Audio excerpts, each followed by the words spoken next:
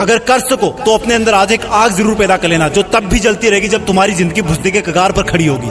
तुम्हारी चिता की आग से भी कई गुना प्रचंड होगी ये आग। चिता की आग तो एक शरीर को मिटा सकती है, लेकिन अगर दिल में आग लगा ली तो पूरी दुनिया में आगे आने वाली सदियों तक तुम्हारा नाम चमकाने की ताकत होगी तुम्हारे पास। तो फिर ये पढ़ाई लिखाई ये कोई तोप नहीं है जो तुम्हारे सीने को छलनी कर देगी। याद नहीं रहता, तुम्हें लगता है ये सामने रखी 10 किताबें तुम्हारी दुश्मन है। अगर नसीब से तुम्हारे पिताजी फौजी हैं तो पूछना कि जब सामने 10 दुश्मन हो तो उनका मुकाबला कैसे किया जाता है। अंतिम सांस तक लड़ करके, अपनी माँ का कर्जा खून से चुका करके, क्या तुम अपने माँ बाप के लिए उनको हर टाइम पढ़ते रहने का झूठा दिलासा देना बंद कर सकते हो? प्लीज, तुम्हें लगता है कि दिमाग से पढ़ना चाहिए, लेकिन दिमाग तब तक नहीं जागता जब तक दिल नहीं करता। कभी पढ़ते पढ़ते रोना आया तुम्हें? कभी पढ़ते हुए आंखों के नीचे रखा पेज गिरने वाले आंसू की वजह से खराब हुआ है? कभी इमोशनल होने के बाद सिर्फ ये ख्याल आया कि मुझे अब दुनिया से कोई मतलब नहीं है और बस मुझे पढ़ाई करना है? अगर दुनिया में सबसे मुश्किल और रिस्की काम है तो वो है अपने बच्चों की अच्छी लाइफ के सपनों के लिए खुद के सपने छोड़ देना, क्योंकि पेरेंट्स को नहीं पता होता है कि उनके बच्चे उतनी मेहनत नहीं कर रहे होते जितना उनको लगता है।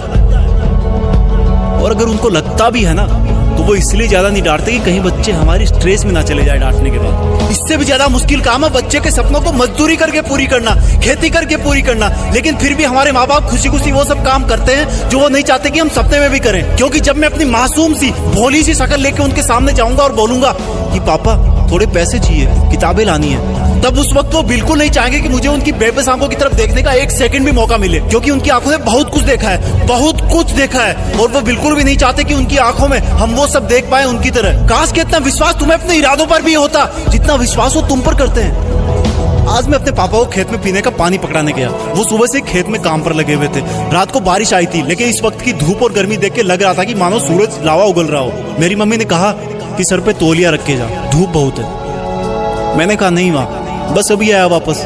खेत में दूर से पापा दिख गए थे, वो भी मुझे देख लिए थे लेकिन रुके नहीं। दूर से मुझे ज्यादा कुछ नहीं दिखा, लेकिन पास जाने में पाया कि वो पसीने में पूरी तरह से भीगे हुए थे और उनके सिर पे रखा सफेद तौलिया भी पसीने और मिट्टी से मटमेला हो गया था। मैंने पानी का जग दिया और उन्होंने वो खड़े खड़े पी लिया। जब मैं वापस लौटने के लिए पीछे मुड़ा तो मुझे अपने कंधे पर कुछ रखे जाने का एहसास हुआ और वो बोले, लगता है तुम्हारी माँ ने आते देखा नहीं तुम्हें, मेरा ये तौलिया सर पे डाल दो, बेटा धूप बहुत है आज।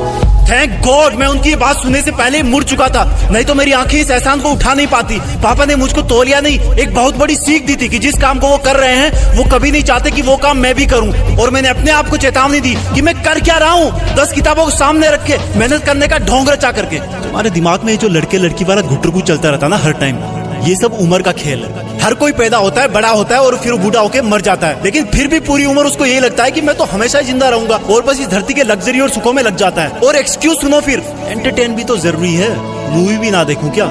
अब एक गधे, अपने सामने के रियल लाइफ कैरेक्टर्स को तो तू देख नहीं पा रहा जो तेरी खुशी के लिए दिन रात मेहनत करते हैं, एक सेकंड भी नहीं रुकते। तेरे माँ बाप की बात कर रहा हूँ और तुझे मूवी देख के मोटिवेशन मिलता है? असली मोटिवेशन ना बेटा खुद की तकलीफ और दर्द से आता है, खुद के आंसुओं से आता है। जब दिल में एक जलन होती है, बहुत बड़ा पागलपन होता है, एक जिद होती है कि साला मरते दम तक भी मेहनत करना नहीं छोड़ूंगा। कंपटीशन बहुत है आज के टाइम। अरे मैं कहता हूँ तुम्हारे पास इजी लाइफ जीने के साधन बहुत है, इसलिए तुम्हें बाकी चीजें डिफिकल्ट लगने लगती है। एग्जाम में तो हर टाइम ऊपर वाले को याद करते हो। मत करो इतनी पूजा, भगवान को भी इतनी फुर्सत नहीं है सुनने की। अगर कर सकते हो तो प्लीज खुद को झूठे मेहनत के शीशे में मत देखो। अगर कर सकते हो तो मेहनत करके, पढ़ाई करके, ज्ञान हासिल करके, पैसे कमा करके अपने माँ बाप को भी थोड़ी जिंदगी जी लेने दो यार। 20 बरस हो गए उनको तुम्हारी सेवा करते हुए। Come on.